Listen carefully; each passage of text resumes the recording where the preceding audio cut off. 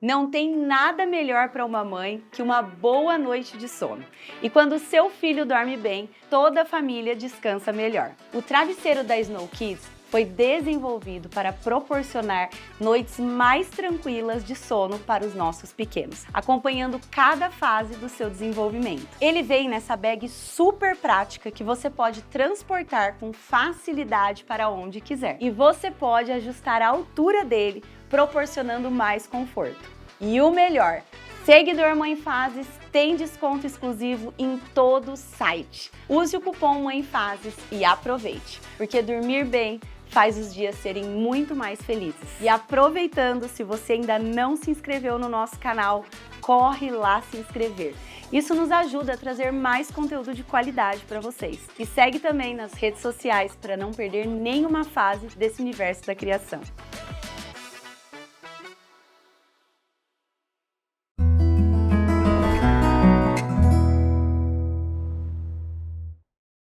E o papo de hoje é algo que mexe com a nossa cabeça, com as nossas emoções e muitas vezes com a nossa liberdade.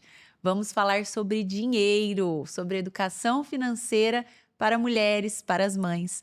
Eu sou a Mariana Martinelli e hoje eu tô com uma convidada super especial, expert nesse assunto, a Lúcia. E eu quero que ela se apresente um pouquinho. Mas antes de você se apresentar, Lúcia, eu quero pedir para vocês, para quem não é inscrito no nosso canal ainda, vai lá se inscrever, ativa o sininho para receber todas as notificações e segue também a gente nas redes sociais. Lúcia, é um prazer ter você aqui.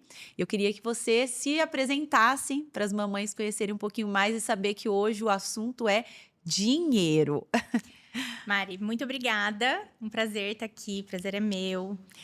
Fico super feliz de poder falar um pouquinho desse assunto. Eu sou a Lúcia Stradiotti, eu sou mãe do Caio e do Rafa. Caio já é um adolescente de 13 anos, Rafa tem 8. E eu sou educadora financeira, eu falo que de coração mesmo. É algo que sempre fez parte da minha vida, entender um pouco dessa relação que a gente estabelece com o dinheiro. Então, eu sou formada, na verdade, em letras. Eu tenho pós em psicologia. E quando eu comecei, depois da maternidade, que eu comecei a atender mães que queriam mudar de carreira e queriam fazer uma transição tranquila, eu percebi que o calo da maioria delas era a questão financeira. E como já era um assunto que fazia parte da minha vida, né? Eu me interessava muito por isso, por entender por que é que eu, filha de 2 bancários, não tinha uma boa relação com dinheiro. Então, eu comecei a investigar isso e fui chegando numa parte que, para mim, fez todo sentido, que é a parte de psicologia econômica, entendendo que as nossas decisões são emocionais, que o dinheiro ele é muito mais uma ciência humana do que uma ciência exata. Então, desde 2017, eu trabalho ajudando mães e mulheres que querem melhorar a relação com o dinheiro.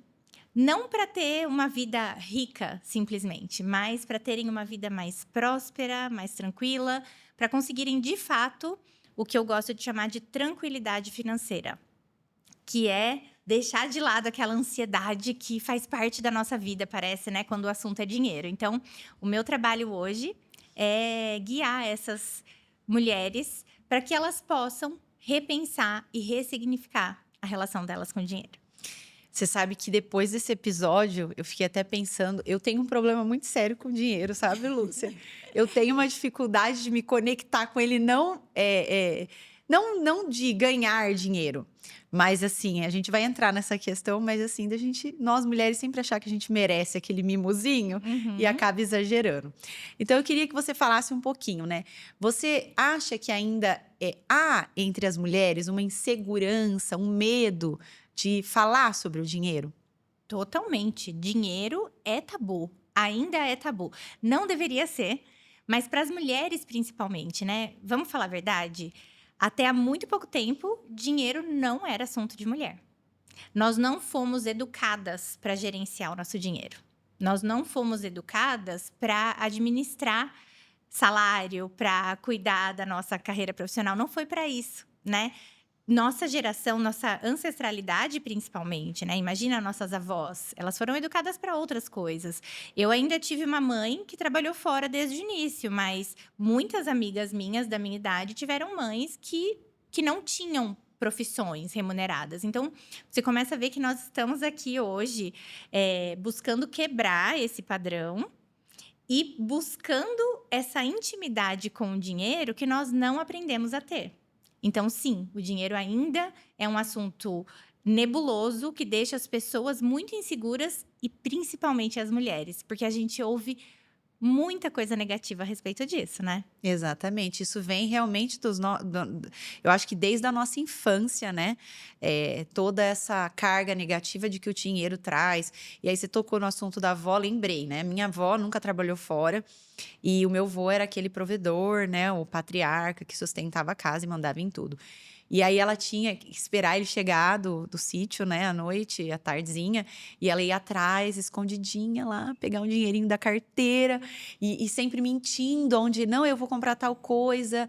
Então, a mulher sempre teve esse papel de submissão, né, de ficar por trás e nunca poder falar, não, eu vou comprar um sapato, eu vou fazer uma unha, eu vou usar o dinheiro para isso, né? Sempre foi um tabu e ter que esconder tudo isso, né? Dentro, né, dessa questão de liberdade, porque, tocando nesse assunto das avós não terem essa liberdade, que muitos maridos não aceitavam também que as mulheres trabalhassem, trouxessem dinheiro para dentro de casa. Você acha que o dinheiro, ele traz uma liberdade ou ele pode te aprisionar também? Eu acho que é uma faca de dois gumes, né? Vamos falar a verdade. Depende muito da forma como a gente se relaciona. É por isso que eu falo do relacionamento com o dinheiro. Eu vou bater bastante nessa tecla aqui hoje, porque eu acredito muito que o nosso resultado financeiro, ele depende do relacionamento que a gente estabelece com o dinheiro. O que eu quero dizer com isso? Se a gente não tem uma intimidade, se a gente não olha o dinheiro de perto, se a gente não consegue nem cuidar do nosso dinheiro, porque é um assunto que gera ansiedade, estresse, preocupação, angústia, não tem como a gente ter um bom resultado, né? Então, a verdade é que a gente precisa cuidar dessa relação, desse relacionamento que a gente precisa estabelecer com o dinheiro. A gente tem na cabeça que o dinheiro são números, né? É uma coisa à parte, é uma coisa prática. Então, o que é pura matemática e pronto. E isso não é verdade. Dinheiro é uma ciência humana e a forma como a gente lida com ele, as decisões que a gente toma, a forma como a gente resolve usá-lo ao longo da vida é que vai determinar se ele é liberdade ou aprisionamento. Você acha que não tem nada a ver, assim, porque a pessoa tem mais TDAH, o outro tem... Eu sempre vejo na relação, por exemplo, o meu marido é extremamente organizado, planilhado. Eu faço hoje pra gente ver amanhã como que vai ser. Então, eu percebo que nas relações geralmente são assim, né? Uhum. Tem um casal que um é mais equilibrado e o outro é mais inconsequente. E aí não tem uma coisa da personalidade da pessoa de ser assim. Tem mesmo esse inconsequente, ele tem como melhorar? Tem como melhorar, com certeza. Todo mundo tem como melhorar, tem solução. Tem uma frase que eu falo muito, né? Assim, em palestras e cursos, que não é consciente, não é sua culpa e tem solução. Então, isso todo mundo precisa entender. A forma como a gente lida com o dinheiro tem muito a ver com a nossa bagagem, com a nossa biografia financeira e coisas que a gente viu, ouviu, vivenciou quando criança ou ao longo da nossa vida mesmo, vai formando esse nosso modus operandi com o dinheiro, né?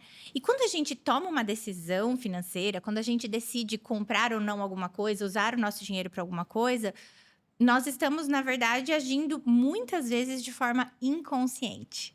Então, as pessoas às vezes me procuram, assim, desesperadas e falando: eu não sei onde eu tô errando.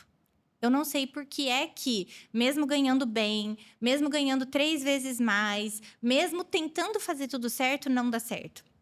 E a resposta é porque não é consciente. Enquanto a gente tenta cuidar dos sintomas apenas, a situação não se resolve. A gente precisa cuidar das causas. E as causas estão sempre nas nossas emoções e no nosso comportamento. Então, quando a gente olha para isso, é que a gente consegue mudar. Então, sim, tem solução. Para todo mundo tem solução. É claro que não existe só um jeito certo. E aí entra uma questão. Você comentou que o marido é super planilhado e organizado. Essa não é a única forma de fazer. Você não precisa de um controle excessivo. Você não precisa anotar tudo que você ganha. Isso é a coisa que eu mais falo. Não anota tudo que você gasta, não anota todos os seus gastos. Você não precisa disso. O que você precisa é estabelecer uma relação de afinidade com o seu dinheiro. É isso que vai trazer um resultado diferente. Então, gente, espera lá, que essa conversa é pra mim. Eu vou até fechar a cortina aqui do podcast. Meu marido vai falar assim, ó, você assiste umas 3 vezes esse episódio. Porque ele é extremamente planilhado. Eu sou muito execução. Eu falo que eu sou frente de loja, assim. Eu sou aquele, vamos fazer, eu sou mão na massa. O meu marido é administrativo, tá? A cabeça dele pensa como administrativo, aquela coisa mais planilha mesmo. É muito difícil para mim, eu tento explicar isso para ele, é realmente uma limitação. Ele abaixa aplicativo no meu celular, ele fala, parou no posto, comprou um pão de queijo, anota. Eu consigo fazer isso 2 dias, no terceiro dia eu não consigo mais. E eu acredito que muitas mulheres que estão me ouvindo e nos assistindo vão se identificar, ainda mais quando você é mãe, eu de 3 crianças, que você parou no posto para pegar um pão de queijo para o outro já começa a falar, dali 3 dias você nem lembra mais o que você comprou. Então, assim, para uma mulher que está começando agora, qual que é a melhor forma dela se encontrar com esse dinheiro sem ter que fazer isso? Não, deixa eu anotar, eu comprei uma bala, eu comprei um negócio, porque isso é uma tortura para quem não consegue, tortura. Né? Eu vou te falar, Mari, eu, na verdade, atendo muita gente que não consegue anotar tudo que gasta. Eu mesma não anoto tudo que eu gasto. Eu sempre falo, se a gente tenta, é a mesma coisa, vou fazer um paralelo aqui. Você já tentou parar de comer carboidrato?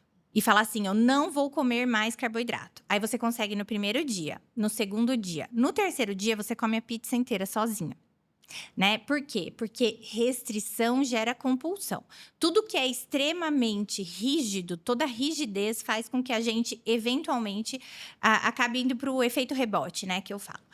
E a mesma coisa, se a gente falar assim, não, eu preciso anotar tudo, a gente vai conseguir fazer, como você falou, 2, 3 dias, e isso não é sustentável. Então, o que eu gosto muito de dizer, não busque dicas que são maravilhosas e planilhas perfeitas, mas que não encaixam na sua realidade.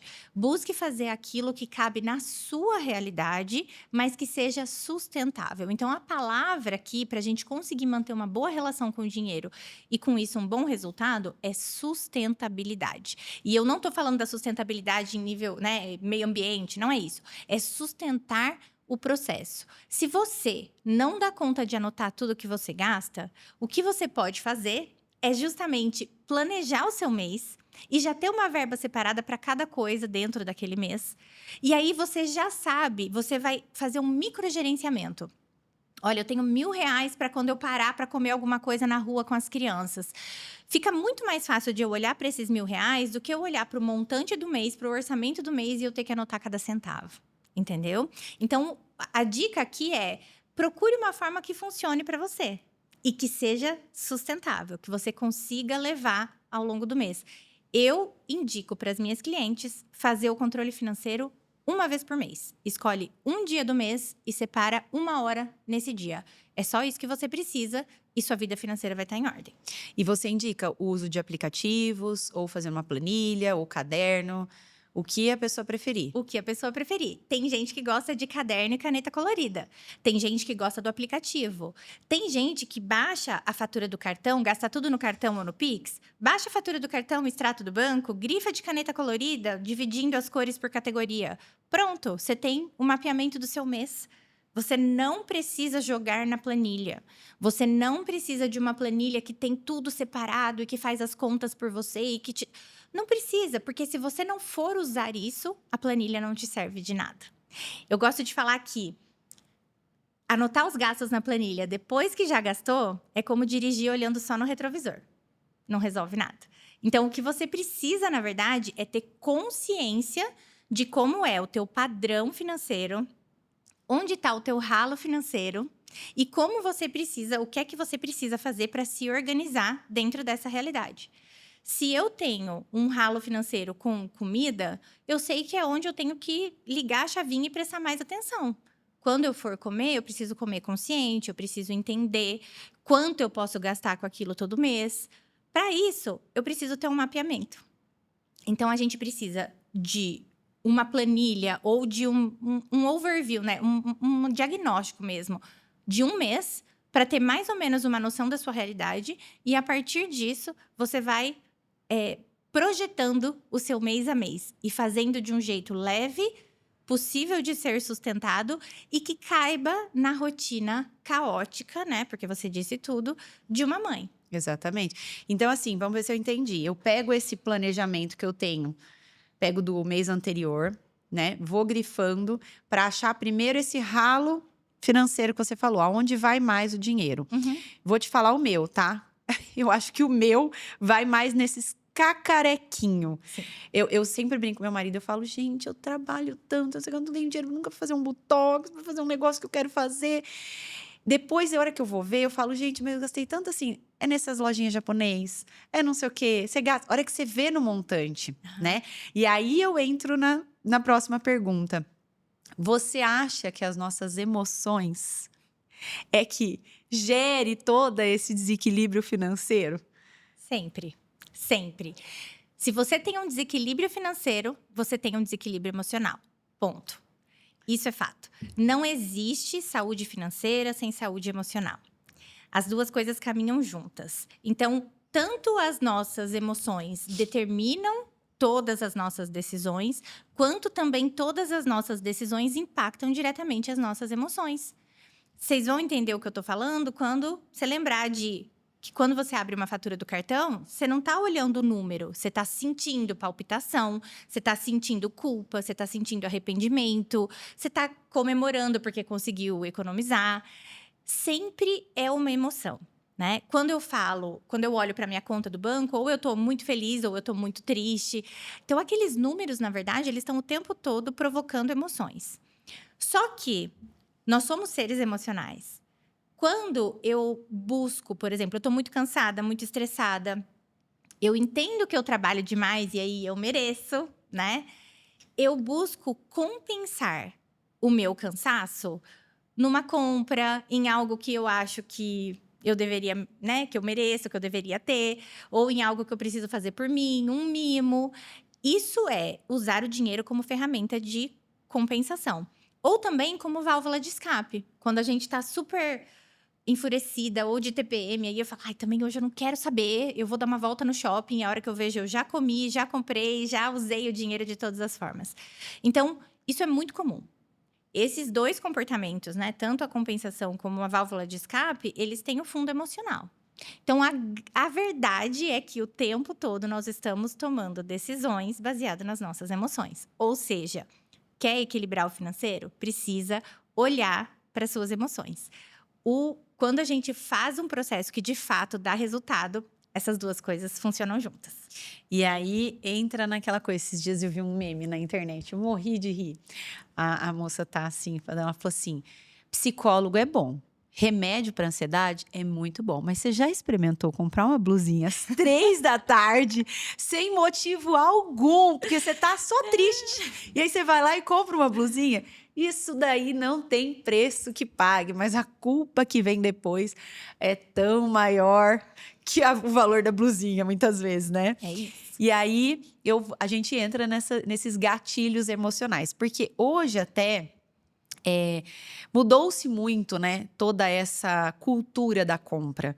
Hoje, muitos sites, muitas lojas físicas, eles te geram aquela experiência da compra, né? Quantas vezes é o que a gente fala, né? Uma água custa R$4 aqui, custa R$10 num restaurante chique na praia, então é porque você tá naquela experiência, realmente aquilo que a gente falou, a emoção. E aí a gente entra um pouco nesses gatilhos emocionais. Você acha que esses gatilhos emocionais, eles são mais comuns nas mulheres do que nos homens? Eu acho que nós mulheres somos cíclicas e por isso estamos mais suscetíveis. Então isso é uma verdade, né? Os homens, muitas vezes, eles conseguem dissociar. E eles conseguem pensar em uma coisa por vez. Eu vou voltar no exemplo que você deu. Parei no posto, fui comprar um pão de queijo, aí a criança já tá chorando. Quantas vezes, Mari, você parou no posto, porque você foi abastecer o carro, comprou o pão de queijo porque a criança tá com fome, mas você também tá pensando que tem que ligar para a professora da escola para resolver o BO, que tem que responder o grupo das mães, que tem gente pedindo ajuda ali, que você não deu a vacina que tá atrasada, que a pediatra te cobrou de agendar e você não agendou. Ou seja, a nossa cabeça tá o tempo todo trabalhando. Muitas vezes a emoção que eu estou sentindo não é relacionada ao dinheiro, mas ela vai impactar a forma como eu vou gastar. Porque o marketing, ele é feito também para criar esses gatilhos, né? Então, eu tô me sentindo um caco, cansada, feia, autoestima lá no pé. Eu tô numa época do mês em que eu não tô, né, muito TPM. produtiva, TPM. É. Aí eu entro numa loja que a iluminação tá maravilhosa.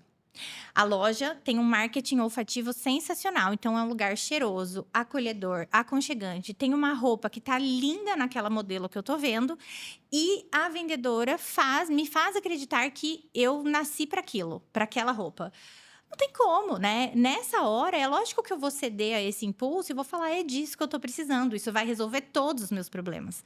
Nesse momento, eu saio daquele furacão que eu tô vivendo, daquele caos do dia a dia, da rotina familiar, e eu me transporto para aquele lugar feliz. E aí, você falou uma coisa certa. Hoje, a experiência, né? Então, essa questão do marketing olfativo, da iluminação, da sua imagem no espelho, a posição do espelho, tudo isso é pensado. Os gatilhos de promoção, o tempo todo pensados, né? As campanhas que são feitas. Mas, além disso, você já parou para pensar no quão gostoso é você passar o cartão e ler compra aprovada? Nossa. Isso não existia há um Não tempo. tem terapia que pague isso, né? E isso não tinha. Quando a gente só tinha o dinheiro em espécie, o dinheiro era contado, eu podia comprar. Eu não tinha, eu não comprava. No máximo, você dava um cheque, mas ainda assim, né? Tinha gente que não tinha cheque, eu tinha limite de folha. O cartão, hoje em dia, principalmente com limites variados e que você pode ter vários cartões de limites pequenos e isso te dá um montante grande, muita gente tem hoje de limite de cartão um valor maior do que o que recebe por mês. Então, na verdade, tem uma falsa ilusão de que tem aquele dinheiro, porque a pessoa pensa, não, enquanto tem limite no cartão, tem dinheiro. A gente não consegue associar que aquela compra vai vir na fatura e que eu preciso pagar. A gente não faz esse cálculo ali na hora, porque isso é a nossa mente racional. O que está agindo ali na hora, fazendo essa interação com todos os estímulos, é a mente emocional. E aí, nessa hora, eu não paro para pensar, será que eu vou ter dinheiro para pagar essa fatura? Não. E se você passa o cartão, compra aprovada, você é a pessoa mais feliz do mundo. Fora que é uma sensação de poder. Poder, com certeza. Poder, né? Aí que tá, você tá se sentindo no chinelo naquele dia. Mas daí você passa o cartão naquela loja maravilhosa, aquela blusa linda da vitrine e deu compra aprovada, você vai para casa feliz. Lógico, a conta chega, lógico, depois vem o efeito rebote, vem a sensação de culpa e arrependimento, mas na hora aquilo é terapêutico. Então, hoje, com o cartão, com a compra, com um clique, né, com você deixar ali, você não precisa nem ter o dinheiro disponível. Inclusive, eu proponho esse exercício, né? Imagina que você vai comprar uma televisão de 5 mil reais, tá? E aí, você chega na loja e tem que pegar todas as notas de Nossa. 200 reais, aquele montante, e você vai pagar o vendedor. Agora, imagina que você vai passar o seu cartão. Você não vai sentir nada, porque você vai passar em 10 vezes de 500. A sua cabeça, ela não tá pensando, nossa, eu tô pagando 5 mil da TV. A sua cabeça pensa, 500 reais eu consigo pagar. É isso. Então, hoje, todo o nosso funcionamento mental, né? A nossa contabilidade mental, que é muito falha, ela vai para esse lado, ela usa desse recurso. Então, É o que dá ruim. E você sabe que é uma das maiores brigas. O meu marido, ele trabalha sentado, né? Ele precisa de uma boa cadeira, porque ele trabalha no computador. E aí, a cadeira dele que ele tinha quebrou. E aí ele falava assim, nossa, tô precisando comprar uma cadeira. Na verdade, não quebrou, ela tava assim meio com jogo. E ele trabalha o dia todo sentado, tal. Eu falei pra ele, compra uma cadeira. Aí ele fica 3, 4, 5, uma semana pesquisando na internet. Aquilo vai me dando um ódio, Lúcia. Porque eu falo assim, gente, compra, cabe na parcela. Eu, é assim, ó, parceladinho. Eu brinco com as minhas amigas, parceladinho eu compro até a lua, gente. É exatamente isso. E esses dias eu tava vendo o Teodoro, aquele influenciador que eu adoro. Amo também. Ele falou assim, gente, vou ensinar uma coisa pra vocês. O 1 de 12, isso dá um poder pra gente. Porque, gente, o fim do mundo pode estar aí. Você tá no 6 de 12, tem mais 6. Acabou o mundo, acabou. Jesus tocou a trombeta, você foi, ficou 6 para trás. Quem vai se haver? Visa, Mastercard, tá aí, né? Então, eu acho engraçado que é como o funcionamento das pessoas. Então, o meu marido, ele precisa de uma cadeira, ele demora 3, 4 meses para comprar a cadeira. Porque ele reserva esse dinheiro do orçamento dele. Aí, a hora que ele tiver lá, a cadeira que ele comprou lá custava R$4.000. A hora que ele tiver os R$4.000, ele vai passar em uma vez no crédito, o dinheiro tá separado. Jamais que eu funciono assim. Entendeu? Então, por isso que às vezes eu penso que é um pouco também da personalidade. Eu falo, gente, eu não consigo me ver assim. Mas se você tá falando que tem jeito, quem sou eu para desfalar, entendeu? Então, a gente vai fazer uma mentoria e depois a gente vai conversar melhor. E dentro disso, eu queria saber assim, quando a gente faz essas comprinhas por impulso, nós mulheres, vamos lá, quando que a gente consegue diferenciar que foi um autocuidado? Não, realmente, eu mereço, eu trabalho muito, eu me mimei, né? Com a fuga emocional. Bom, eu acho que a primeira coisa é a gente trazer para o processo a consciência. Então, na hora que eu tô comprando ali, é uma compra consciente ou é uma compra por desforra, por desaforo, porque realmente eu tô me sentindo assim ou assado, né? Esse autocontrole, ele precisa existir. Em que sentido? Se eu entendo, a partir do momento que eu fiz um diagnóstico, eu entendi qual é meu ralo e eu entendo qual é o meu gatilho, toda vez em que eu estiver naquela situação, eu já sei que se eu for no shopping vai dar ruim.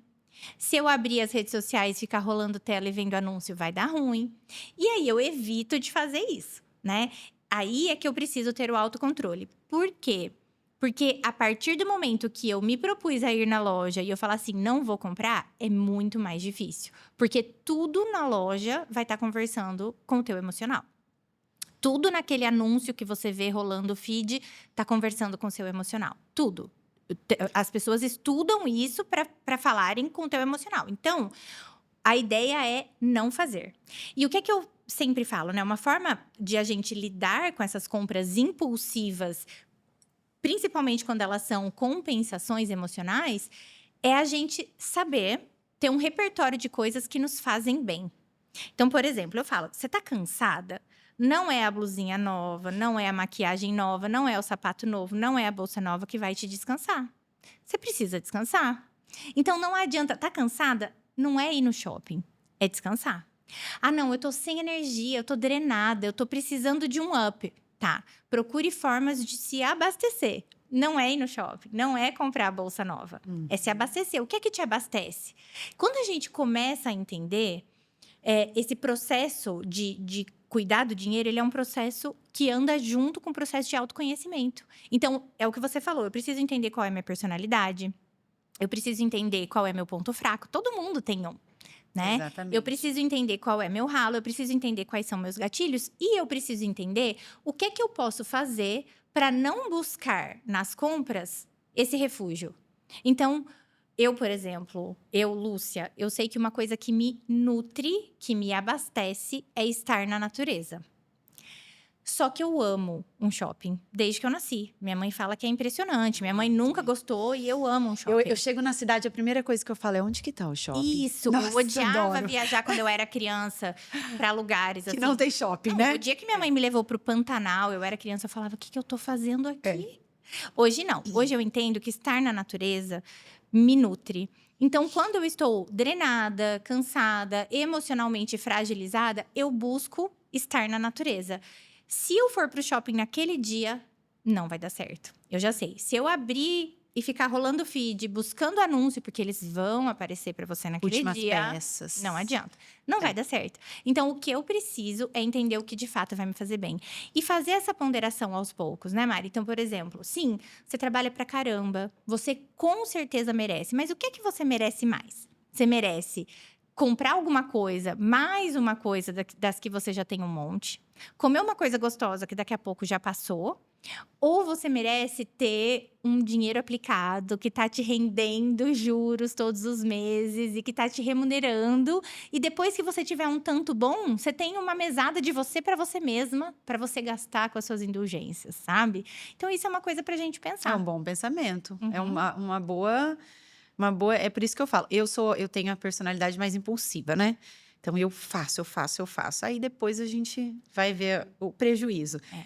E eu acho que é muito legal também a gente falar dos gatilhos que nós, seres humanos, acho que tanto o homem quanto a mulher, eu acho que mais a mulher, a gente vai falar um pouquinho sobre isso, inclusive entrando na maternidade. Mas a gente tem muito aqueles gatilhos de escassez. E vou até te falar uma experiência minha, que é legal. Eu fui lojista, eu tive uma boutique infantil por 6 anos aqui na cidade. E graças a Deus, hoje ainda a loja existe, maravilhosa, está melhor do que na minha época. Eu, dentro dessa, uma vez por ano, existia uma promoção, que a gente fazia uma grande promoção.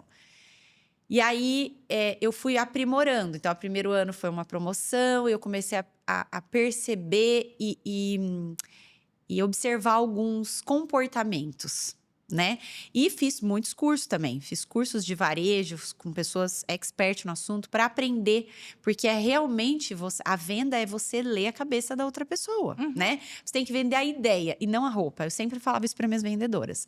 Se você focar em vender a roupa, você não vai vender. Você tem que vender a ideia daquele momento para a pessoa. E aí eu criei uma promoção que virou até um evento na cidade que dava fila de 40, 50 pessoas na porta. Porque escassez. De vez igual as lojas que ficavam uma semana, um mês na promoção, minha promoção eram 3 dias. A loja toda com 50%, poderiam parcelar, nananã. E uma das coisas que aumentava a compra, que eu descobri, eu mandei fazer umas bags, tipo Renner, C&A, umas bags. Então, a mãe pegava lá e ia enchendo aquelas bags, enchendo as bags. Minha vendedora via que a bag estava cheia, ela já falava assim, daqui que eu já tá no caixa separado para você. Já colocava lá. No final, a pessoa só chegava, passava, comprava e ia embora. Ela não tinha nem muito tempo de pensar. Isso. Né? Então, ela enchia aquela bag. Então, pra gente perceber como realmente a compra é a emoção. É aquele... É meu, eu não posso perder. A gente tem que sentir que a gente está levando vantagem em tudo. O ser humano tem isso, né? E isso de não posso perder, né? Você falou uma coisa aí que hoje em dia muito se trabalha com o FOMO, que é o Fear of Missing Out. A hora que eu percebo que a promoção tá nas últimas horas, que vai acabar, que a loja tá em promoção, mas que eu não fui, eu vou ficar sem. Esse medo chega a dar desespero nas pessoas, as pessoas agem no impulso. Isso ativado, né? A hora que ativa o FOMO, acabou. Então, isso é muito importante da gente reconhecer, porque a partir do momento que eu entendo que isso existe, fica mais fácil de eu reconhecer em mim e fica mais fácil de eu lidar com isso, né? A gente tinha clientes que estavam tão desesperada, que já sabia que nossa promoção era boa e tudo mais, que elas ligavam de vídeo e compravam por vídeo, porque elas estavam viajando às vezes, e elas faziam chamada de vídeo e iam comprando as peças por vídeo sem ver. Tipo assim, aquela coisa de, tipo, eu não posso perder isso, entendeu? É uma vantagem e eu tô perdendo essa vantagem, né? Então, é bem legal quando você começa a ver a venda por trás. Eu já trabalhei muito a venda por trás. E, às vezes, eu tô em algumas lojas e eu tô entrando, assim, no papo da vendedora e falo, ei, eu já fui lojista, pelo amor de Deus, eu tô caindo na sua conversa. Porque é uma coisa muito emocional, né? E falando um pouco dessa mãe, dessa mulher, você acha que a maternidade, ela bagunça um pouco essa organização financeira, essa responsabilidade da mulher? Você acha que quando você não é mãe, é mais fácil você ser organizada? Nasce uma mãe, nasce carga mental. Vamos falar a verdade, né? A partir do momento que a mulher virou mãe, a mulher que já é aquela pessoa que naturalmente vou dizer naturalmente, mas na verdade, né, estruturalmente, socialmente, culturalmente falando, assume múltiplos papéis e pensa em várias coisas ao mesmo tempo, a hora que ela vira mãe, isso duplica. Né? Então, a mulher que antes já gerenciava toda a casa, já pensava em todo o funcionamento, junto com o trabalho dela, que hoje ela tem, e todas as preocupações, ela agora se preocupa por um ser que ela tem que manter vivo. E não só vivo, ela quer educar com qualidade, ela quer a melhor escola, ela quer assistir todas as informações disponíveis na internet, porque como assim tem vídeo falando sobre educação positiva que eu ainda não assisti, né? E aí a gente entra nessa pilha, nessa neura, que é muito natural, é muito nosso, é muito do cuidado da mulher. Mas isso gera carga mental. A carga mental é esse inimigo invisível que simplesmente toma conta da nossa vida e a gente não percebe. São quantos trabalhos invisíveis que nós fazemos, né? Então é o que eu falei. Você tá ali trabalhando, você não tá só trabalhando, você tá pensando no pediatra, na vacina, no dentista, no lanche da escola, no uniforme que não passou, na calça que tá curta, agora que chegou o outono, não tá mais servindo. São muitas preocupações. Junto com isso, nossa, não fiz o almoço. Será que o almoço que eu vou dar é saudável? Eu vi a nutricionista falando que isso não é bom, eu preciso Organização da funcionária, o que ela tem que fazer na casa. É uma loucura. É tudo. É uma loucura. Isso gera um estresse, uma sobrecarga, um cansaço absurdo, muitas vezes ansiedade e, lógico, consome nosso tempo. Então, mulher, mãe, tem mais dificuldade? Sim. É por isso que eu falo que, quando eu comecei a falar para mães, hoje eu amplio, né? Hoje minha voz atinge mulheres que ainda não são mães, mas quando eu comecei a falar para mães, foi muito pensando que todas as dicas de finanças, que são muitas, que estavam disponíveis, elas cabiam para o homem. Mas elas não cabiam na rotina louca, na rotina caótica, na rotina sobrecarregada da mulher. Muito menos da mãe. Então, uma coisa é eu falar para um homem assim, olha, tá aqui a lista do mercado. Você pode ir no mercado e comprar esses itens? Ele que tem uma cabeça prática, ele que está pensando só naquilo, porque ele tem o direito, né? Culturalmente falando, ele tem o direito de pensar numa coisa só. Aí dá outro podcast que a gente pode conversar. Isso. E aí ele vai no mercado e ele vai comprar aquela lista. A mãe vai com o filho pendurado, que tá chorando, que tá pedindo as coisas.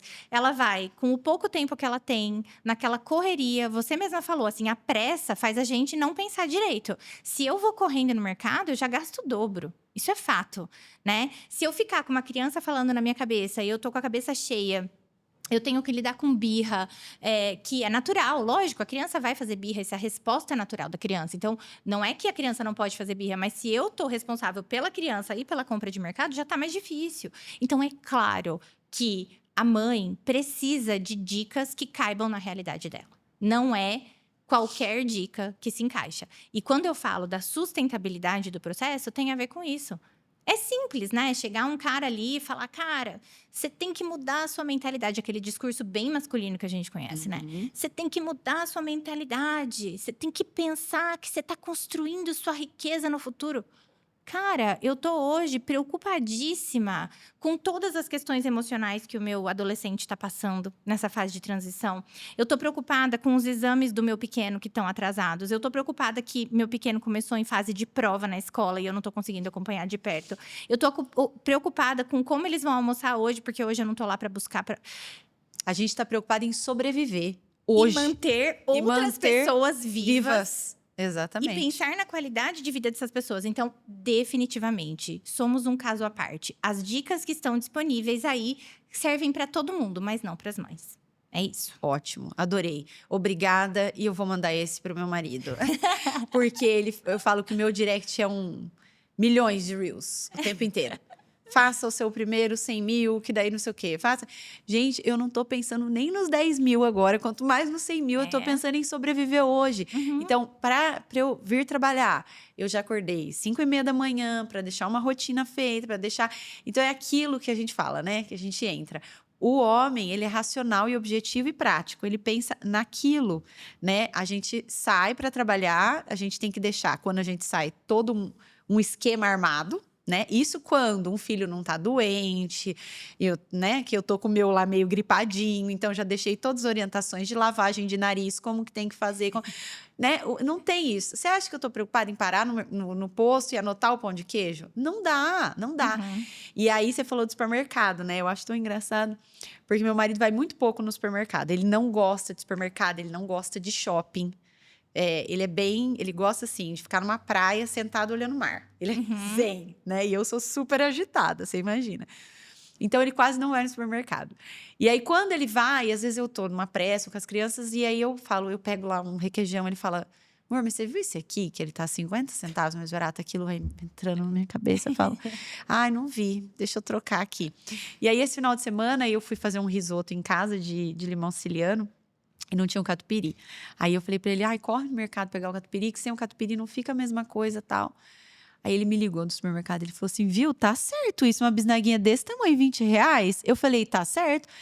Mas tem um aqui que é 1 quilo." Falei: "Esse é maisena, pelo amor de Deus, não pega." "Ah, então é por isso que você gasta no mercado o que você gasta." Porque eles não têm noção. Não tem. Assim, quando não vai no mercado, porque só fala: "Quanto você tá gastando? Por que você tá gastando tudo isso?" Não tem noção. Aí a hora que vai, sente o negócio mesmo, aí fala assim.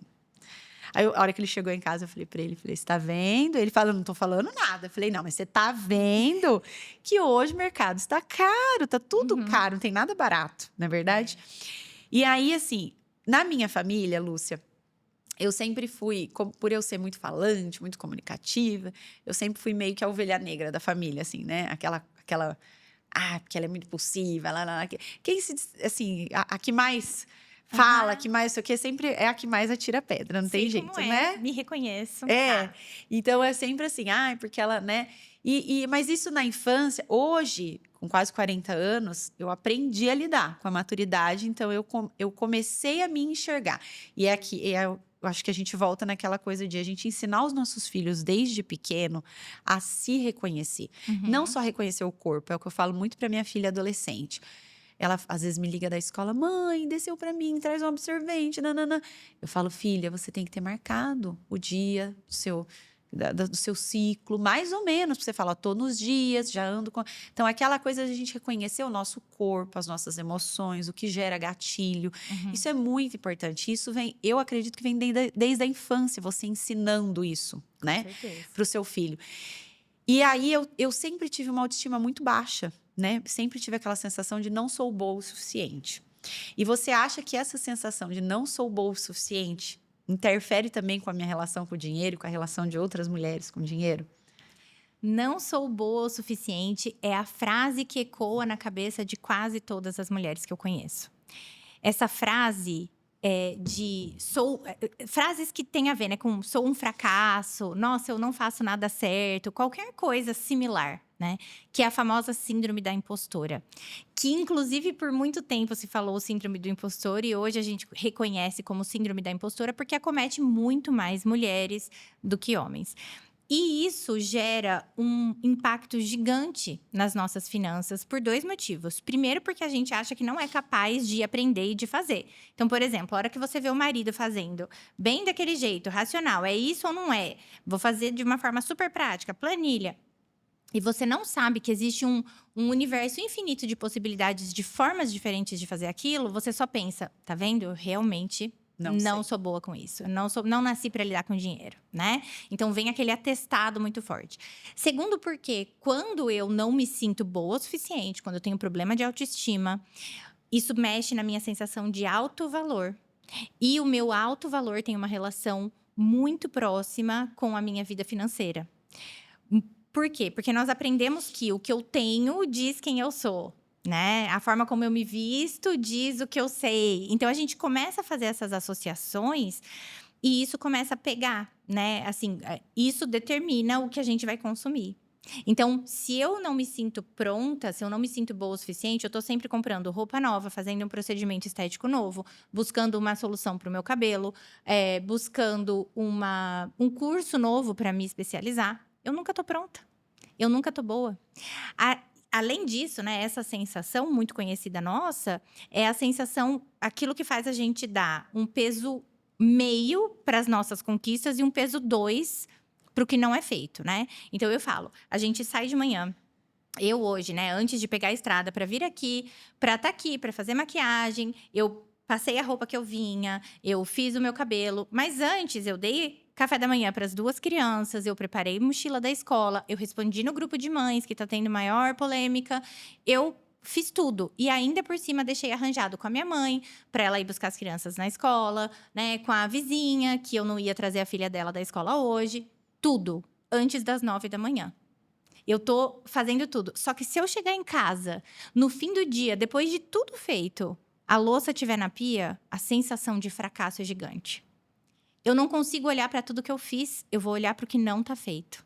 Então, veja só, você tá aí falando dos 3 filhos, uma na adolescência, passando por um monte de questão, você tá lá correndo com tudo, você parou no posto abastecer, você compra o pão de queijo. Putz, eu não marquei o pão de queijo, né? Fica aquela sensação de, nossa, eu não anotei. A gente tá sempre olhando para o que não foi feito. E isso ressoa e rebomba na gente. E isso determina a forma como a gente sente, que eventualmente vai determinar a forma como a gente age. Então, sim, tem uma relação gigante. Eu falo muito desse assunto, tanto da carga mental quanto da questão da síndrome da impostora, que são 2 questões que pegam muito para mulheres, para mães e que interferem diretamente na nossa vida financeira. É a gente tentar trazer algo mais leve, né? Esse assunto de forma mais leve, porque é um assunto pesado, né? E aí a gente entra também na questão de que eu acho que tem muitas mulheres que, dependendo do casamento que vivem, elas têm muito medo de prosperar, né? E uma vez eu escutei até de uma amiga minha, ela se separou e ela é uma mulher com PH. Não sei nem se eu posso falar palavrão aqui, mas é uma mulher... Pensa numa empreendedora, uma mulher assim visionária, ela é uma inspiração. E ela se separou e um dia a gente conversando, ela falou pra mim assim, a minha psicóloga falou que nem todos os homens estão preparados para ter uma mulher porreta do lado. E realmente não tá. Então, essa questão da gente se sabotar também, da gente poder prosperar, é muito forte nas mulheres, muito mais do que nos homens, né? Muito. Medo de faltar, medo de falhar, medo de brilhar, medo de ser bem-sucedida, medo de ser mais bem-sucedida do que o marido. A nossa relação com o dinheiro é permeada por medo. Só que a gente percebe muito o medo de faltar. Ai, será que vai faltar dinheiro, né?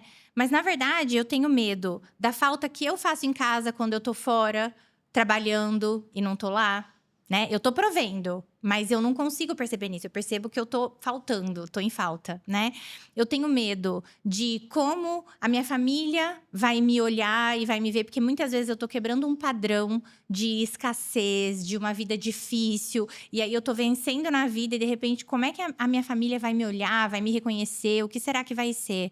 Né? Eu tenho medo de quem sou eu com o dinheiro, porque muitas vezes a gente carrega crenças de que rico é ganancioso, todo rico é desonesto. E aí, tá, uma vez que eu tiver dinheiro, quem sou eu? Né? Como será que eu sou se eu sair desse padrão? Eu tenho medo de ser bem-sucedida, porque uma vez que eu começo a ter sucesso, eu começo a brilhar. E a gente tem medo também do nosso brilho incomodar os outros, inclusive o nosso parceiro. Né? Então, sim, a nossa relação é permeada por todos esses medos e muito mais, são medos muito mais presentes. Não estou dizendo que homens não sentem, tá? Não é isso. Mas são medos que nós mulheres temos por uma questão mesmo cultural, social, histórica, nós carregamos ao longo desses anos todos, e principalmente por essa questão de que até há pouco tempo dinheiro não era assunto de mulher, então a gente não tem essa afinidade. Então nós temos isso muito mais do que os homens, e isso é uma das coisas que mais impacta hoje o nosso resultado. Exatamente, eu vi muito isso com a minha avó e com meu avô, fui muito criada por eles, e nessa hora do dinheiro, a minha avó não podia entrar porque não era assunto dela, né? E aí, a minha avó também sempre teve uma fama de gastona, né? E aí, hoje eu paro para pensar, eu falo, gente, sabe o que era o gastona da minha avó? A minha avó gostava de um bom papel higiênico. Minha avó gostava de um bom guardanapo. Ela falava, eu gosto de ter... a minha avó nunca foi numa loja, numa boutique, gastou. E meu avô sempre falava assim, é muito gastona, muito gastona. Ela gostava de bons produtos de limpeza, de higiene para casa. Era o gastona dela. Então você vê como que é. E aí você é criada vendo isso. Aí a minha mãe também acaba passando um pouco isso, né? Então a minha mãe já puxou meu vô. Ela economiza o que ela pode no supermercado. E a minha briga é que eu também gosto das coisas boas, né, do supermercado. E ela fala que porque eu sou muito gastona, ela fala, você puxou sua avó, né? Ela vem com essa... Mas eu vou dar um exemplo, Mari. Você gosta de coisas boas, todos nós gostamos, mas não necessariamente das mesmas coisas. Pode ser que você goste de um bom papel higiênico, de uma boa toalha de mesa e de um bom catupiry. Mas pode ser que o seu marido, por exemplo, goste de um bom carro e que para você qualquer carro tá bom. Então, o que muda, na verdade, são os interesses. A gente também não pode ser hipócrita e nem se crucificar achando que é porque a gente gosta de coisa boa e homem não tem muito esse olhar. Tem sim, mas eles olham para coisas específicas. Em casa, por exemplo, eu tenho todos os tipos de produto de cabelo que você imaginar. Eu tenho um cabelo naturalmente cacheado. Meu ralo financeiro é produto de cabelo. É uma das coisas que eu preciso cuidar para não comprar todas as marcas, todos os aromas, tudo. Ok. Meu marido lava com sabão de coco o cabelo, se deixar, né? Ele não tá nem aí. Porém, ele tem todas as ferramentas possíveis e imaginárias do mundo. Ele tem ferramenta que às vezes ele comprou para usar uma vez, mas ele acha importante ter a ferramenta em casa. Então, quem sou eu para dizer que ele tá errado? Mas também quem é ele para dizer que eu tô errada? E aí entra uma questão importante. Hoje em dia, na configuração moderna, muitas mulheres têm o próprio dinheiro. Os homens, nesse contexto, começam a se ver assim, querendo que a mulher também participe nas despesas de casa ou que separem tudo. Mas eu atendo muitos casais, por exemplo, que todos os gastos relacionados às crianças ficam por conta da mulher. E a minha pergunta é, por quê? Porque por mim não precisava ter 2 calças. Podia ter uma calça só, porque foi assim que eu cresci. Cara, pensa no quão injusto isso é, né? E se a gente for começar a fazer a divisão, então, a mulher cuida das crianças, então tá bom, então o homem precisa cuidar da casa. E isso, como você disse, né? Isso aqui é assunto para um outro dia. Exatamente, isso dá muito pano pra manga. Mas uma das coisas que eu mais atendo quando eu faço o atendimento de casal é justamente mostrar o quanto as nossas crenças, que estão aí totalmente arraigadas, né? E tem de concepções muito erradas e antiquadas mesmo, o quanto elas não cabem mais no mundo moderno. Mudou. Então, mulher só pensa em gastar. Não é verdade. A mulher tem as prioridades, tem os interesses. A mulher, ela gasta mais no mercado. Mas por quê? Porque ela está responsável por fazer a compra. O homem, se ele não vai no mercado com uma lista, ele não sabe o que comprar. A mulher tem na cabeça certinho quantos ingredientes precisa para cada coisa que ela vai cozinhar, porque é ela que vai cozinhar muitas vezes. Ou é ela que vai passar para a funcionária cozinhar. Ela está fazendo o gerenciamento. Então, não é que a mulher gasta demais. É que a mulher está pensando em todos, o homem está pensando nele. Muitas vezes. A maioria das vezes. A maioria das vezes. Eu ia até falar um pouquinho sobre essas crenças, né? De todas as mulheres que você já atendeu, que você já acompanhou, a crença que você acha mais limitante, que você vê, é essa crença que vem da infância, da gente também ser ensinada a depender financeiramente de alguém. Quais que são as crenças, assim, que você mais tem que trabalhar com as pessoas? Eu acho que são algumas, né? Eu acho que a mais de todas é essa, que dinheiro não é coisa de mulher. Então, por mais que a pessoa não perceba logo de cara que ela tem essa crença, muitas vezes o bloqueio dela de olhar para as contas, de gerenciar o próprio dinheiro, de impor alguns limites, vem dessa crença. Então, a gente começa a investigar. É aquilo que eu falo, a gente parte do sintoma, mas a gente cuida da causa, né?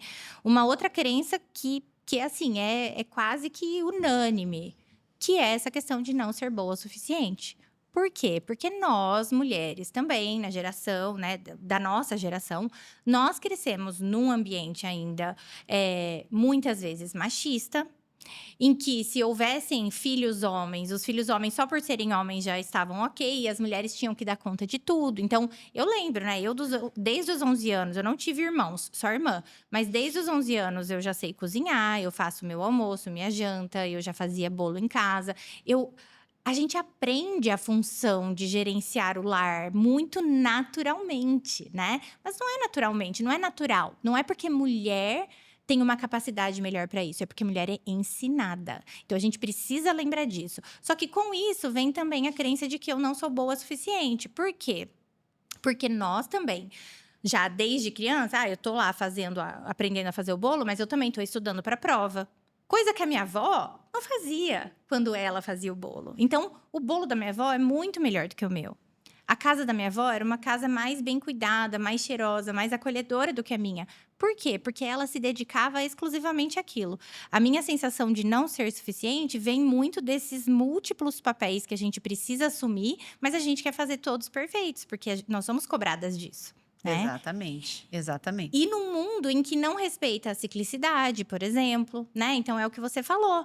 Numa TPM, eu ajo diferente. A minha produtividade é outra, a minha vontade de gastar é outra, a minha disposição é outra, mas a minha casa continua ali, o meu gerenciamento continua ali, o meu trabalho continua ali. Eu preciso continuar dando conta, né? Então, quando a gente para olhar para tudo isso, a gente entende quão complexa é essa nossa relação com o dinheiro. É por isso que eu falo que dinheiro não é sobre o dinheiro, é sobre a vida, né? O livro que eu publiquei, inclusive, o nome do meu negócio é Dinheiro e Vida em Equilíbrio.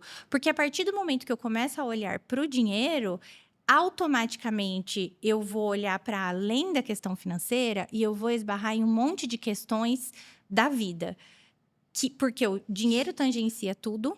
Porque o dinheiro é emocional e as emoções estão por trás de tudo. E porque não tem como eu gerenciar o meu dinheiro se eu não gerenciar minhas emoções. Então, eu preciso olhar para o todo, sabe? Exatamente. É isso. Eu acho que o mais importante é isso, né? Você aprender essas emoções. Eu queria que você desse um conselho para essa mamãe, para essa mulher que está aí nos ouvindo, nos assistindo, que está aí perdida em meio aos boletos, às dívidas, às fraldas, às preocupações.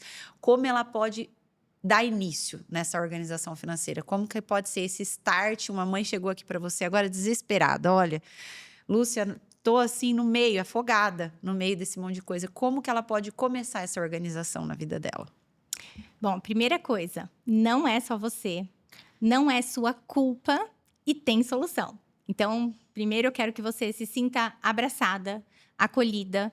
Parte do meu trabalho é justamente trazer o dinheiro de uma forma acolhedora, desmistificar toda essa relação conturbada que a gente tem com o dinheiro e mostrar caminhos possíveis para você. Então, isso tem solução, tem jeito. Eu acho que quando a gente tira do jogo o emocional, quando a gente tira a culpa, né? Eu falo que a culpa ela bloqueia, porque ela olha para trás. Eu devia ter feito diferente. Eu não podia ter feito dessa forma.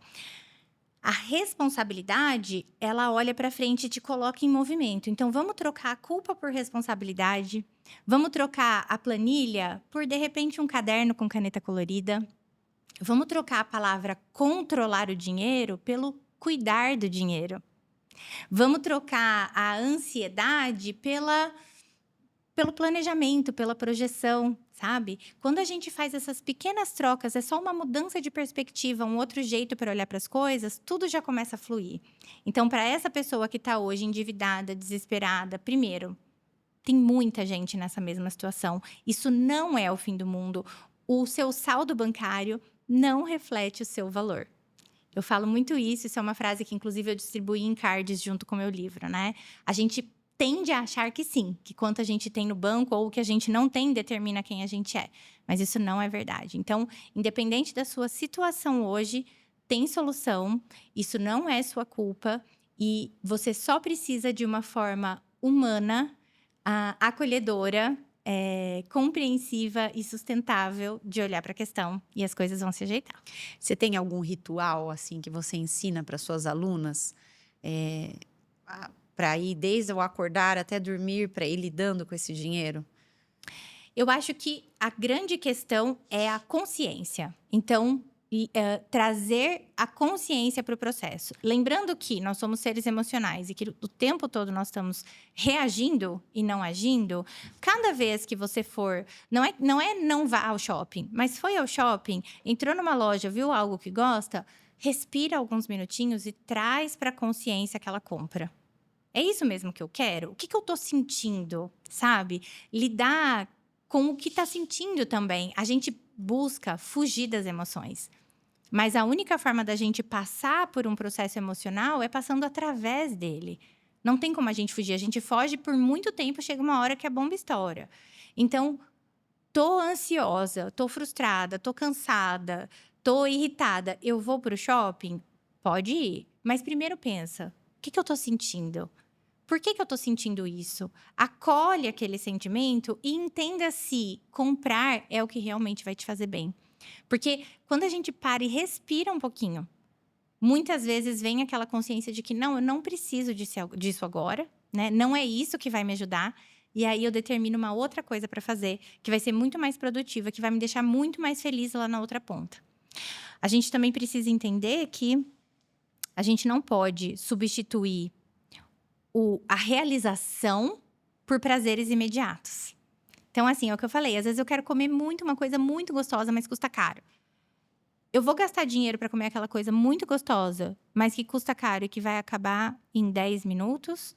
Ou será que esse dinheiro vai fazer parte daquele outro que eu tô juntando para me trazer a realização de verdade? Aquele sonho que eu tenho, aquela ideia que eu tenho da viagem em família, da casa própria, do momento que eu quero ter com eles, enfim. Eu preciso sempre pensar nisso. Então, a partir do momento que eu me conheço, me conecto com quem eu sou, com quem eu sinto, com os meus sonhos, o gerenciamento do dinheiro fica muito mais fácil. É que muitas vezes a gente estipula, vamos supor, caso de... não é o meu caso, mas estou falando assim, às vezes a pessoa estipula assim, eu quero aquela casa, eu quero... E aí fica muito distante o sonho. E aí você vai se sabotando, né? Você fala, não, isso aqui é tão irreal para mim que eu vai se sabotando, né? Eu quero fazer uma viagem, sei lá, para Disney. E aí, mas sei lá, 100 mil reais, eu nunca vou conseguir guardar esse dinheiro. E aí você vai se sabotando, porque acho que vai... Pílulas, porque tá muito longe, tá né? muito longe, né? E, na verdade, o segredo é o microgerenciamento e o microplanejamento. Então, ao invés de olhar para o todo, né? Vamos pensar, a viagem que eu quero fazer custa 60 mil reais. Meu Deus, quando eu vou juntar 60 mil reais? Pensa assim, ó, a meta desse ano é juntar 5. Aí fica muito mais possível. Se esse ano eu preciso juntar 5, eu preciso juntar tanto por mês para chegar no final do ano e ter esses 5, para chegar no final do ano que vem e ter 10, e aos poucos eu vou compondo esse valor. Lembrando também que a partir do momento que eu começo a guardar dinheiro, o dinheiro vai rendendo e juros sobre juros e a gente vai crescendo. Agora, é a mesma coisa quando eu penso nas dívidas, né? Você relatou, a pessoa que tá aí cheia de dívida, que chegou desesperada, que tá não sabe nem por onde começar, tem que começar de um passo. Ninguém começa da caminhada inteira. Eu tinha uma professora que ela falava, né, que é a metáfora do montanhista. O montanhista, ele vai escalar a montanha, ele não olha para o topo da montanha. Ele olha para onde ele vai pôr o pé dele naquele passo. Então, sempre olha para o próximo passo. O que é que você precisa fazer agora? Se agora o que você consegue fazer é fazer um mapeamento, faz um mapeamento.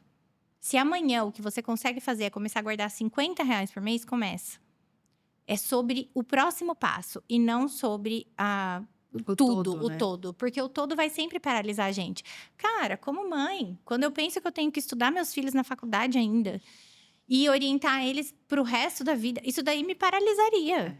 Eu não consigo pensar nisso, eu tenho que pensar nesse ano. Esse ano eles estão matriculados na escola? Esse ano tá tudo certo? Então tá bom. E é assim, não tô dizendo que você não pode pensar no futuro, mas se a gente ficar pensando, e se meu filho quiser fazer uma faculdade de medicina, e o segundo também quiser fazer a faculdade de medicina, e o terceiro também quiser, como é que eu vou... Você vai paralisar. Não dá pra gente pensar nisso agora. É isso que me mata e que me tira o sono muitas madrugadas, né? Eu brinco, os meus estudam em escola bilíngue, que é uma escola mais cara, então eu fico assim, esse ano tá pago, mas ano que vem. Aí eu me torturo esse ano inteiro pensando no ano que vem, entendeu? Porque você fica, gente, como que é? Quanto que eu tenho que guardar mesmo? Esse mês não deu pra guardar. Isso vai virando uma tortura realmente, né? Eu falo que é uma bola de neve e os nossos sentimentos com relação ao dinheiro, eles acabam virando um rolo compressor. Tem gente que chega para falar comigo absolutamente sem força. não tem mais força, tá se sentindo extremamente esmagado pela situação. E que sai da primeira sessão falando, estou me sentindo mais leve. Porque o que a gente precisa fazer antes de tudo é esse gerenciamento emocional. E a hora que a gente começa a entender o que está por trás e a gente vê que, na verdade, não foi erro nosso, então não tem culpa, então, na verdade, isso é assim ou assado, e é estrutural, e tem jeito. Vai aliviando. Agora, esse rolo compressor, ele acaba com o nosso poder, com a nossa ação, né? Ele drena a nossa energia. Ele acaba com o nosso potencial. Tanta mulher com potencial para brilhar, para crescer, para ser autônoma, para ser independente, para gerar muito mais do que está gerando de dinheiro e que não consegue porque está debaixo desse rolo compressor. Exatamente. Lúcia, foi muito gostoso o nosso bate-papo. Eu queria que você falasse duas coisas. Primeiro, sobre o seu livro, para quem quiser adquirir, aonde a pessoa pode comprar, o que o livro pode ajudar ela. E também se você faz atendimento online, que isso é uma coisa que sempre quando sai episódio as pessoas perguntam lá pra gente no direct. Ela atende online? Então fala para mim todas essas informações. Bom, primeiro, o livro eu tenho 2. Eu tenho um que é o Dinheiro e Vida em Equilíbrio, que é um livro meu, minha autoria, e que ele fala mesmo dessa visão integral do dinheiro. Dinheiro como ciência humana e tem ali um passo a passo para a gente mudar nossa relação com o dinheiro. Então, toda a metodologia que eu desenvolvi nesses anos de atendimento está ali naquele livro. Então, quem lê vai saber que a gente fala de tudo. De consumo, de emoções, da síndrome da impostora, de visitar o nosso passado, de lidar com as nossas crenças, de planejar o nosso futuro de um jeito consciente e sustentável e do dia a dia também. Então, esse livro é para quem quer essa leitura leve, fácil e disruptiva de dinheiro, né? Não é lá que eu vou falar de juros compostos, de investimentos, de taxa Selic. Não, você não vai ver nada disso ali. Lá você vai ver sobre a sua relação com o dinheiro. E tem um outro livro, que é o Muito Além da Mesada, que foi um livro que eu escrevi em coautoria com a Lu Santos, que é uma antiga sócia minha, de quando nós tínhamos um projeto de educação financeira para a infância. Muito do livro escrito baseado nas nossas experiências mesmo como mães, né? Mas tem ali também muito do que eu acredito, de como a gente construir desde a base, com as crianças, essa relação saudável com o dinheiro, para uma vida próspera. É o que eu falo, não é para uma vida rica simplesmente, é para uma vida próspera, que é muito mais do que simplesmente a riqueza material. Sobre os atendimentos. Sobre os atendimentos, eu faço atendimentos online. Então, eu atendo hoje gente do Brasil inteiro e de fora do Brasil. Os atendimentos, né? Eu gosto muito desse atendimento individual, porque eu falo que cada caso é um caso, cada pessoa traz uma bagagem, uma história de vida. Então, eu atendo individual ou casais também, mas sempre nesse formato, né? De atendimento, assim, one-on-one. Então, quem tiver interesse… O seu Instagram, por favor. O Instagram é Lúcia Stradiotti, @LúciaStradiotti, tudo junto. Como é esse Stradiotti? Vamos soletrar para as pessoas. STRADIOTTI. É um nome difícil ali de escrever, mas se você começar a buscar Lúcia STRA, já vai aparecer ali. Aparecer. E ali no Instagram tem muito conteúdo gratuito também, tem muitas dicas, né? Eu compartilho muito do que eu acredito. Eu falo que eu não falo de coisas que simplesmente funcionam ou engajam. Eu falo de coisas que eu vivo, que eu experiencio e que nesses mais de 10 anos de atendimentos, né? Eu vi que realmente funciona, que dá resultado, que já mudou a vida de muita gente. Então, tudo isso está lá. Inclusive, você falou uma coisa muito legal, que nessa temporada a gente vai ter uma convidada para falar sobre educação financeira para as crianças, né? Agora, hoje a gente focou na mãe, mas a gente vai também falar um pouquinho, porque eu acredito muito que começa lá de trás, e tudo começa lá de trás, tudo vem da infância. Mas eu sempre também falo, assim, brinco muito com meu marido e brigo também, falando para ele, assim, às vezes eu acho que ele bitola muito as crianças, sabe? Então, assim… Olha, sua mesada, vai tirar de sua mesada. Então, assim, é um papo para um outro podcast também, até quando que a gente não pode também criar a criança meio fechada naquilo lá, né? A resposta para isso é o equilíbrio. É por isso que o nome do meu negócio é Dinheiro e Vida em Equilíbrio. Eu falo, não é só sobre planejar o futuro e abrir mão do presente, mas também não é só sobre usar tudo no presente e não ter o futuro, né? É achar esse meio termo. é entender o que você gosta, mas também fazer o que você precisa, entender o que, né, de repente é planejamento, mas também o que é aquele prazer que naquele momento é algo necessário. É você satisfazer as suas vontades, mas sem gastar todo o seu dinheiro só porque você merece, sabe? É encontrar esse equilíbrio. Para mim, essa é a busca mais difícil da vida, a mais infinita. A gente passa a vida buscando equilíbrio em todas as áreas, mas eu acho que só o fato da gente ter isso como um norte já é um bom começo. E isso serve para nós e para as crianças também. É o controle do mimimei, né, Lúcia? É isso. É o equilíbrio do mimimei. Exato. Muito obrigada. Foi Eu que muito bom agradeço, ter você querida. aqui. Com certeza a gente teria muito assunto ainda para conversar, né? Eu tive que ser breve, pincelar algumas coisas aqui, você deve ter percebido, porque realmente é um assunto que, é como você falou, é um tabu, é um assunto que precisa ser conversado, precisa ser falado, e muitas pessoas não gostam nem muito de tocar no assunto, né? Então, para vocês que ficaram até aqui acompanhar esse episódio, sigam a Lúcia. Se tiverem alguma dúvida, pode ir lá chamar a Lúcia no direct, que ela pode ajudar melhor vocês. Se você conhece alguma mamãe, titia, vovó que está passando aí por um problema financeiro ou está meio enrolada entre as fraldas e os boletos, encaminha esse conteúdo para ela. E eu te espero no próximo episódio Mãe em Fases.